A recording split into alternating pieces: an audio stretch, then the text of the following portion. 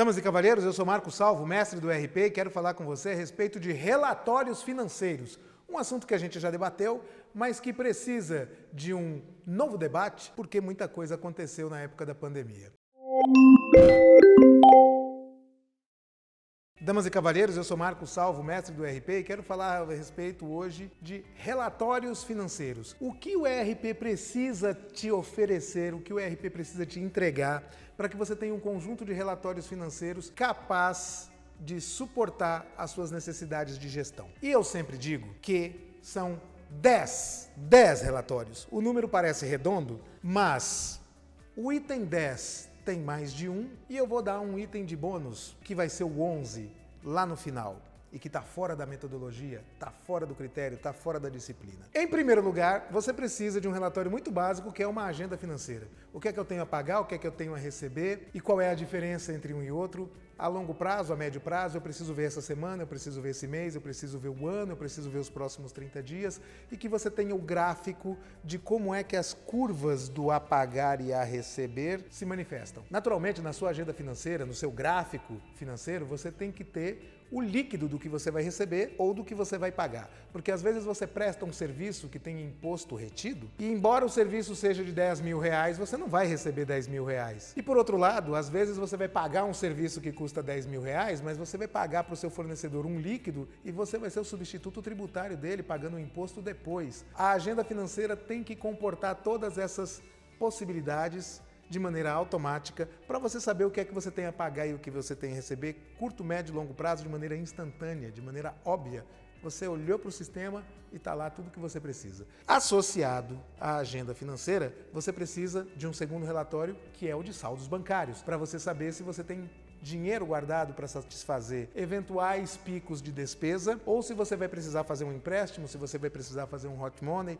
Em tempos de fintechização dos ERPs, muitos ERPs já estão oferecendo um botãozinho que você aperta lá e já entra em contato com o banco e já faz o empréstimo, já faz a transação associado àquilo que você precisa, seja empréstimo, seja adiantamento de recebíveis, seja outro tipo de operação e cada vez mais, a ligação entre a agenda financeira e saldo bancário vai se tornar mais tecnológica, vai se tornar mais automática. Além disso, você precisa, óbvio, de um fluxo de caixa projetado. Um fluxo de caixa projetado que incorpore tudo que você vai pagar, tudo que você vai receber, mais as suas provisões, mais as suas possibilidades, mais aquilo que está no seu controle orçamentário, que vem a ser o quarto relatório. O fluxo de caixa e a gestão orçamentária também são dois relatórios importantes que você precisa ter no seu ERP. E por fim, para falar dessa parte mais operacional, temos também que você precisa de um relatório de impostos. O relatório de impostos não pode ser alguma coisa que você vai fazer uma apuração no final do mês e só no começo do mês subsequente é que você vai descobrir quanto que você tem que recolher de impostos. Não pode ser. Você tem que saber em qualquer momento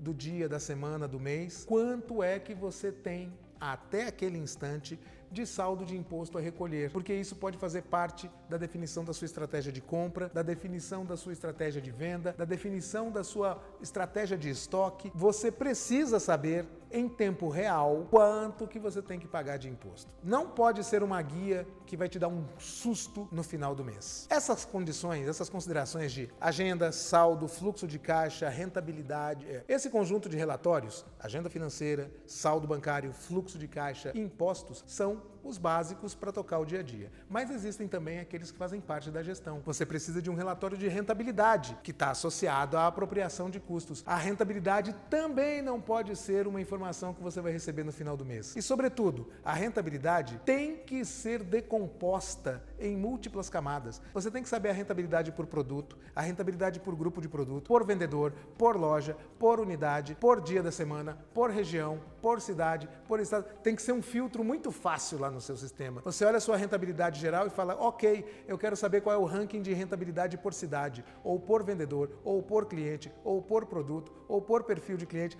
Tem que haver múltiplas capacidades de segmentação, fácil, rápido e instantâneo. Você precisa também de um relatório de inadimplência com essas mesmas características. Inadimplência por cliente, inadimplência por cidade, inadimplência por vendedor, inadimplência por carteira, para que você possa fazer a análise de maneira adequada. Não como um número que chega para você no final do mês, mas como um número que você gere no dia a dia da gestão de crédito e cobrança. Você precisa também de um relatório de ciclo operacional financeiro, para saber qual é a sua necessidade de capital de giro, para saber se você precisa diminuir o seu prazo de recebimento de venda, se você precisa aumentar o seu prazo de pagamento de compra, para saber se você está com uma média de estoque adequada. Isso tem que ser um retrato. Você vai lá no seu ERP e o seu ERP diz, seu ciclo operacional financeiro agora é esse aqui.